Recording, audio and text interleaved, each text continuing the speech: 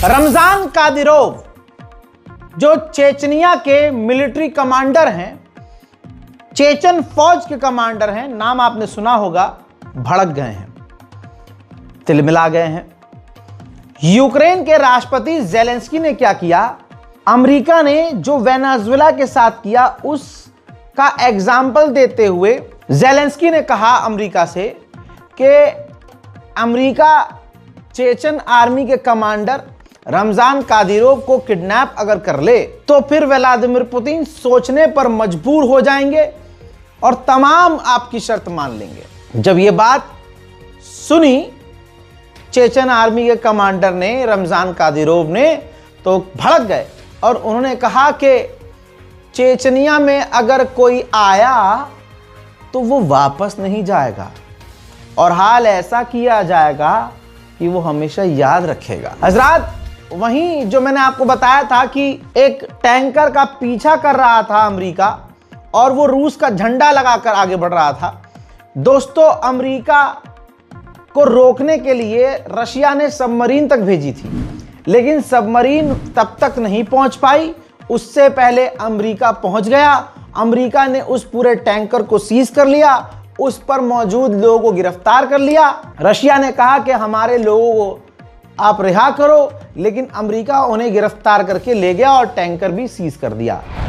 दोस्तों, इसके बाद कई तरह की खबर आई कि रशिया बैलिस्टिक मिसाइल दाग रहा है और अमेरिका को धमकी दे रहा है। रशियन ऑफिशियल ने कहा है कि हमारे सब्र का बांध टूटने जैसा है और हमें मिसाइलों की ताकत दिखानी पड़ेगी। बहरहाल मामला रूस और अमेरिका के बीच भी ठीक नहीं है। ब्रिटेन का नाम सामने आया है।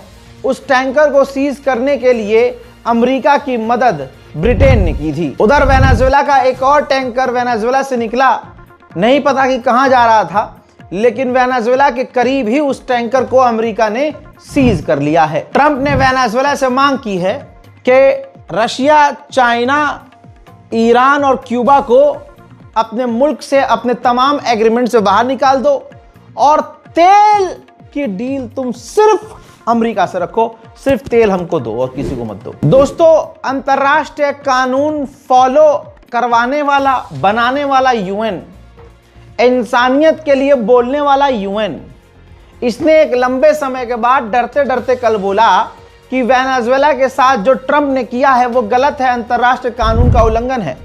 जिसके बाद जो ट्रंप के नेता हैं उन्होंने बड़ी जहरीली बात कही। उन्होंने कहा कि जो ट्रंप ने किया वो जबरदस्त काम है और जो बकवास रिडिकुलस ग्रुप एजेंसी है यूएन नाम की, ये बकवास है, इसके कुछ भी बोलने से कोई फर्क नहीं पड़ता। वहीं इस चेहरे को तो आप पहचानते होंगे, डोनाल्ड ट्रंप का करीबी अमेरिकी सेनेटर है। इसने ऐलान कर दिया है कि वेनेजुएला का इंचार्ज डोनाल्ड ट्रंप है। वहीं इंटीरियर मिनिस्टर जो वेनेजुएला के हैं उनको ट्रंप ने धमकी दी थी, जिसके बाद वेनेजुएला के इंटीरियर मिनिस्टर अकेले गाड़ी में अपने किसी एक साथी के साथ घूमते हुए नजर आ रहे हैं और वीडियो में उन्होंने बोला है कि सब कुछ ठीक है, सब कुछ सेफ है, हमारे लोग सेफ हैं और लोगों को पता है कि उन्हें आगे क्या करना है। फिर से आई है रिपोर्ट कि वेनेजुएला की गद्दार महिला जिसको नोबेल पीस प्राइज मिला और अभी भी वो ट्रंप को मोटा मोटा लॉलीपॉप दे रही है, ट्रंप चाहकर भी उसको राष्ट्रपति वेनेजुएला का नहीं बना पा रहे हैं, क्योंकि अगर उनको वेनेजुएला का राष्ट्रपति बनाया तो अमेरिका की फौज को वेनेजुएला में तैनात करना पड़ेगा, क्योंकि वेनेजुएला की आवाम उस महिला को राष्ट्रपति के रूप में नहीं देखेगी। उधर स्पेन के विदेश मंत्री ने गीला जूता अमेरिका के मुंह पर मारा है और कहा है कि वेनेजुएला के अंदर जो भी रिसोर्सेज हैं, जो भी तेल है, गैस है, जो भी केमिकल्स हैं, वो सब वेनेजुएला के लोगों के लिए हैं और उनके हैं, किसी और के नहीं। अमेरिकी सेनेटर अब खुल कर अपनी असलियत दिखा रहे हैं, क्योंकि भाई एक तो कॉपीराइट होता है और ऊपर से अंग्रेजी में और वो काफी स्पीडली बोलकर निकल रहे हैं। तो मैं क्या करता हूं, मैं सबूत पीछे रखकर उसके वीडियो के सारांश को बता देता हूं। ये मेरा तरीका है। ये वो नेता है अमेरिकी जिसने अपने मुंह से कहा कि वेनेजुएला के पास दुनिया का सबसे ज्यादा तेल है और अच्छा खासा सोना है, जो हमारे लिए अच्छी बात है। दोस्तों, अब क्लियर हो गया ना, और आपको कितनी क्लियरिटी चाहिए, कि अमेरिका ने वेनेजुएला पर तेल, उसके ऑयल रिसोर्सेज, गैस और सोने के लिए कब्जा किया है। दोस्तों, ये ट्रंप के विरोधी नेता हैं, सेनेटर हैं, बहुत सीनियर हैं। इनको अच्छा नहीं लगा जो वेनेजुएला में ट्रंप ने किया है, तो इन्होंने डोनाल्ड ट्रंप की सरकार से कहा कि ये जो आपने किया है, आप हमें एश्योरेंस दीजिए कि ये किसी और देश के साथ अब नहीं करेंगे आप।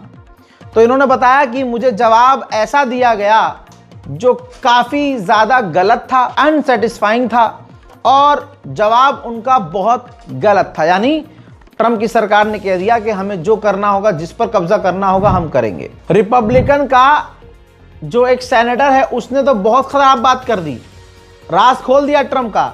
इसने कहा है कि वेनेजुएला शुरुआत है, इसके बाद हम क्यूबा, निकारागुआ को फिक्स करेंगे और फिर नया राष्ट्रपति बनाएंगे कोलंबिया के लिए, और पूरे इलाके में हम डेमोक्रेसी लाएंगे। समझ रहे हैं आप, डेमोक्रेसी। उधर चाइना ने खुल्लम खुल्ला आधिकारिक तौर पर अमेरिका की निंदा की और कहा कि वेनेजुएला के तेल और रिसोर्सेज जो अमेरिका चुरा रहा है, ये सरासर गलत है। अमेरिका के विदेश मंत्री ने 3 स्टेप बताए हैं कि पहले तो हम 50 मिलियन बैरल तेल हम वेनेजुएला से लेंगे फ्री में, और उसको आगे दुनिया को बेचेंगे। वेनेजुएला के पैसे को हम कंट्रोल करेंगे और वेनेजुएला की कंपनियों को अमेरिका की कंपनियों को सौंप देंगे, और आखिर में फिर वहां वेनेजुएला की सरकार को वेनेजुएला के लोगों के हाथ में छोड़ देंगे। As we move forward, we'll describe our process, which is a threefold process in Venezuela. I've described it to them now. Step 1 is the stabilization of the country. We don't want it descending into chaos. Part of that stabilization, and the reason why we understand and believe that we have the strongest leverage possible, is our quarantine. As you've seen today, 2 more ships were seized. We are in the midst right now, and in fact about to execute on a deal to take all the oil. They have oil that is stuck in Venezuela. They can't move it because of our quarantine and because it's sanctioned. We are going to take between 30 and 50 million barrels of oil. We're going to sell it in the marketplace at market rates, not at the discounts Venezuela was getting. That money will then be handled in such a way that we will control how it is dispersed in a way that benefits the Venezuelan people, not corruption, not the regime. So we have a lot of leverage to move on the stabilization front. The second phase will be a phase that we call recovery, and that is... सारा खेल तेल का था। Report के अनुसार America ने Venezuela के तेल को बेचना भी शुरू कर दिया है और वेनेजुएला पर लगी हुई कुछ पाबंदियां भी हटा दी हैं। हजरात, हजारों आलोचनाओं के बाद भारत के माननीय विदेश मंत्री जयशंकर का ज़मीर थोड़ा सा जागा और उन्होंने अमेरिका को बिना नाम लिए जलील किया। समझ सबको आ गया। उन्होंने कहा कि वेनेजुएला से हमारे बहुत अच्छे रिश्ते हैं और जो वेनेजुएला के साथ किया गया है हमें इसकी चिंता है और अफसोस है। और उन्होंने आगे ये भी कहा कि जो हमें ज्ञान देते हैं ऑपरेशन सिंदूर में और हर मुद्दे पर आकर हमें ज्ञान देते हैं, वो खुद वेनेजुएला के साथ उल्टा सीधा कर रहे हैं और हमें इस बात का अफसोस और चिंता है जो वेनेजुएला के साथ हुआ है। I think we put out a statement yesterday, so I would urge you to look at it. And obviously, what happened is essentially, if I can sum up the statement, the long and short of the statement was that yes, we are concerned at the developments, but we would really urge all the parties involved to now sit down and sort of come to a position which is in the interest of the well-being and the safety of the people of Venezuela. Because at the end of the day, that is our concern. That we would want Venezuela as a country with whom over many years we've had very good relations. So we would like the people to come out sort of well from whatever is the direction of events. हजरात, Venezuela के राष्ट्रपति को चिढ़कर Trump ने ताकत के दम पर kidnap करवा लिया, लेकिन अमेरिकी रिपोर्ट में ही ये खुलासा हो रहा है कि ट्रंप का कोई प्लान अभी रेडी नहीं है कि वेनेजुएला के साथ उसे क्या करना है। अपनी ईगो शांत करने के लिए उसने ये काम कर दिया। अभी प्रॉब्लम ये भी है कि वेनेजुएला में अभी भी बड़ी मात्रा में जो मुदोरो हैं वेनेजुएला के राष्ट्रपति, उनके लॉयल और वफादार लोग भरे पड़े हैं वेनेजुएला में। इसलिए एक तरफा कुछ भी वेनेजुएला में ट्रंप नहीं कर सकते हैं, उनके लिए प्रॉब्लम यही है। उधर मलेशिया के प्रधानमंत्री ने भी मांग की है कि वेनेजुएला के राष्ट्रपति को और उनकी पत्नी को अमेरिका रिहा करे। अभी भी डोनाल्ड ट्रंप के नेता अपना आतंकी रूप दिखा रहे हैं। अब ट्रंप के एक नेता ने कहा है कि अगर वेनेजुएला के लोगों और वेनेजुएला ने हमारी नहीं बात मानी तो अमेरिका उनकी बिजली काट देगा, उनका पानी बंद कर देगा, उनको भूखा रखेगा और उनको तकलीफ पहुंचाएगा। ट्रंप का बयान आप देख लीजिए। ट्रंप ने कहा है कि वेनेजुएला का तेल मैं बेचूंगा और उसका पैसा मैं कंट्रोल करूंगा ताकि अमेरिका और वेनेजुएला दोनों का फायदा हो। आप समझ रहे हैं कि ट्रंप वेनेजुएला का फायदा होने देगा? ये सिर्फ अमेरिका के बारे में है। वेनेजुएला ने अपने एक जनरल कमांडर सीनियर ऑफिशियल को निकाल दिया है क्योंकि उनके रहते हुए वेनेजुएला के राष्ट्रपति किडनैप हुए। मेरे दोस्तों, वेनेजुएला की स्टेट कंपनी ने ऐलान किया है, लिखित में बताया है अपनी जनता को कि हम अमेरिका की कंपनियों से बातचीत कर रहे हैं तेल बेचने के लिए। बर्तानिया ने उधर आधिकारिक तौर पर बताया है कि जो रूस का टैंकर सीज किया है, अमेरिका ने हमसे रिक्वेस्ट की थी कि आप हमारी मदद कीजिए, तो हमने उस टैंकर को सीज करने में अमेरिका की मदद की। फ्रांस और जर्मनी और इनके साथी देश अब ये सोच रहे हैं कि कैसे रिएक्ट किया जाए और क्या किया जाएगा जब डोनाल्ड ट्रंप जबरदस्ती ग्रीनलैंड पर कब्जा करेंगे। फ्रांसीसी रिटायर्ड जनरल ने ऑन रिकॉर्ड ये बात कह दी है, ये रिटायर्ड जनरल है। इन्होंने कहा है कि अगर डोनाल्ड ट्रंप हमसे ऐसे ही बात करेगा तो वक्त आ गया है तलाक देने का। हजरात सोचिए, ये होती है जरा सी टेढ़ी जबान क्या इस्तेमाल कर ली फ्रांस के राष्ट्रपति के लिए ट्रंप ने कि भाई साहब रिएक्शन आ गया।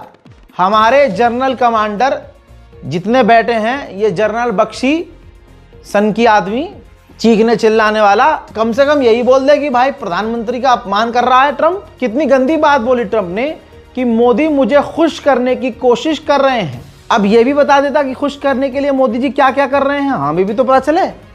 लेकिन आप ये देखिए कि भारत का प्रधानमंत्री अपमानित किया जाता है ट्रंप के द्वारा, लेकिन मोदी जी के मुंह से चू तक नहीं निकली है। बर्तानिया के प्रधानमंत्री ने अपनी पार्लियामेंट में कहा है कि जो मदुरो के साथ हुआ है, जो वेनेजुएला के राष्ट्रपति हैं, हमारा स्टैंड आज भी वही है। हम पहले भी मदुरो को मान्यता नहीं देते थे और वेनेजुएला के राष्ट्रपति नहीं मानते थे, लेकिन हम चाहते हैं वायलेंस के बिना सरकार ट्रांसफर हो और सब कुछ एक्सचेंज आराम और प्यार से हो जाए। दूसरी तरफ ग्रीनलैंड डेनमार्क और ग्रीनलैंड के लोगों का है, उनका भविष्य में क्या होना है ये वहीं के लोगों को डिसाइड करना है और हम इस मामले में डेनमार्क के साथ हैं। सुनिए। Yes, but let me set out our position. It is our long-standing position that Maduro was not a legitimate president in Venezuela. And so nobody, I think, sheds any tears at his removal. And what we need, what we were saying before the weekend, and we say again, is there needs to be a peaceful transition to democracy in Venezuela. Now, the benchmark of all actions of all countries is, of course, international law. And it is for the US to justify its. हजरात, Greenland के मामले में France ने भी Denmark का साथ दिया। France के विदेश मंत्री ने स्टेटमेंट दिया, कहा कि ग्रीनलैंड वासियों का है, डेनमार्क का है, वो बिकाऊ नहीं है कि कोई भी आए और लेकर चला जाए। एक्सपर्ट के मुताबिक अमेरिका ग्रीनलैंड पर चार तरीकों से कब्जा कर सकता है। पहला ये कि सीधा मिलिट्री ऑपरेशन करके कब्जा कर ले, दूसरा पैसे देकर पूरे ग्रीनलैंड को खरीद लेना, तीसरा अपना इन्फ्लुएंस बढ़ाना और जैसे ईरान में हो रहा है वैसे करना और ग्रीनलैंड के लोगों को भड़काकर अपनी तरफ कर लेना, चौथा पहले से अमेरिका भारी मात्रा में ग्रीनलैंड में कई जगह मौजूद है, उसके बेस हैं, आर्मी बेस हैं, सैनिक हर जगह हैं, तो ये वो कर सकता है कि जहां जहां वो ग्रीनलैंड में है वो ऐलान कर सकता है कि ये इलाका हमारा है।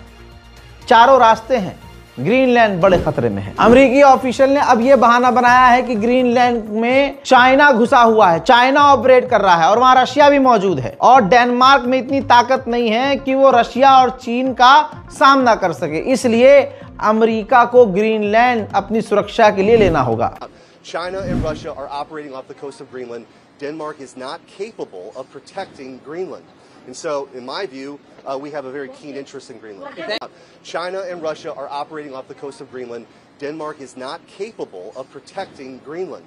And so, in my view, we have a very keen interest in Greenland. White house से पत्रकारों ने सवाल किया कि आप ये बताइए कि क्या ग्रीनलैंड के खिलाफ सेना का उपयोग किया जाएगा। तो आगे से जवाब व्हाइट हाउस के ऑफिशियल ने यह दिया, प्रवक्ता ने, कि हमारे पास सारे ऑप्शन टेबल पर हैं। ग्रीनलैंड के अंदर चाइना और रशिया हैं और हम उनको वहां अलाउ नहीं कर सकते। अमेरिका के विदेश मंत्री ने कंफर्म किया है कि अगले हफ्ते वो ग्रीनलैंड यानी डेनमार्क के ऑफिशियल से मिलेंगे और उन्होंने कहा कि ग्रीनलैंड को खरीदने का ख्वाब हमेशा से डोनाल्ड ट्रंप का रहा है। Mr. Secretary, on Denmark, why has the administration not taken Denmark's offer to discuss the situation in Greenland? And I'll be meeting with them next week. But will you take military intervention off the table? I'm not here to talk about Denmark or military intervention. I'll be meeting with them next week. We'll have those conversations with them then. And but I'm not having anything further to add to that Can today. you clarify the U.S. intent What? to buy Greenland? Does the U.S. intend to buy Greenland? Can you clarify your comments to lawmakers this week? Well, that's always been the president's intent from the very beginning. He said it very early on. I mean, this is not new. He talked about it in his first term, and he's not the first U.S. president that has examined or looked at how could we acquire Greenland. There's an interest there. But so I just reminded them of the fact that not only did Truman want to do it, but President Trump's been talking about this since his first term. Austria का एक official है, उसने कहा है साफ तौर से, खुले शब्दों में, मैं आपको सुनाऊंगा अभी। वो कह रहे हैं कि अगर ग्रीनलैंड पर अमेरिका ने कब्जा किया तो यूरोप में जितने भी अमेरिका के मिलिट्री बेस हैं सब जब्त कर लिए जाएंगे। सुनिए। If you take it, we take every single base of the Americans from Aviano to Ramstein, from Romania to all the other military bases will be confiscated and you will lose it. And the whole position of American power since World War II, if you take Greenland, you have to leave. It's very simple, Mrs. Miller. This is the leverage we have. You need these bases for global power protection. You won't have it. And we can defend ourselves very well, and we will do that without the US nuclear shield, without the US troops in Europe, without the American bases. We will simply run these bases ourselves, and we run your boys home into Chicago, and Ohio. And goodbye. If you go extreme, we go extreme as well. Be sure about it. Europe के देश Greenland के चक्कर में America के राष्ट्रपति को धमकी दे रहे हैं, मतलब बयानों से कि हम अमेरिका का साथ नहीं देंगे, हम ग्रीनलैंड के साथ हैं। तो डोनाल्ड ट्रंप भड़क गए हैं। उन्होंने सोशल मीडिया पर पोस्ट किया है कि मैं वो हूं कि अगर मैं ना होता तो रशिया पूरे यूक्रेन पर अब तक कब्जा कर चुका होता। अमेरिका वो है, मैं वो हूं कि जिसका खौफ रूस और चाइना को है। चाइना और रशिया नाटो से, यूरोप से बिल्कुल नहीं डरते। उनको, उन दोनों को सिर्फ मैं यानी अमेरिका ही रोक सकता है।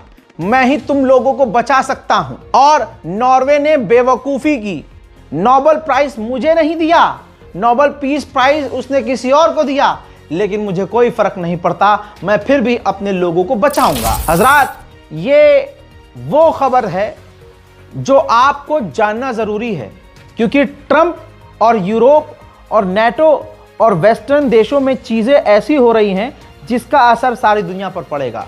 तो इस रिपोर्ट को शेयर कीजिएगा, अपनी राय कमेंट में लिखिएगा। मैं हूं रजा और आप देख रहे थे रजाग्राफी अनस्क्रिप्टेड। जय हिंद।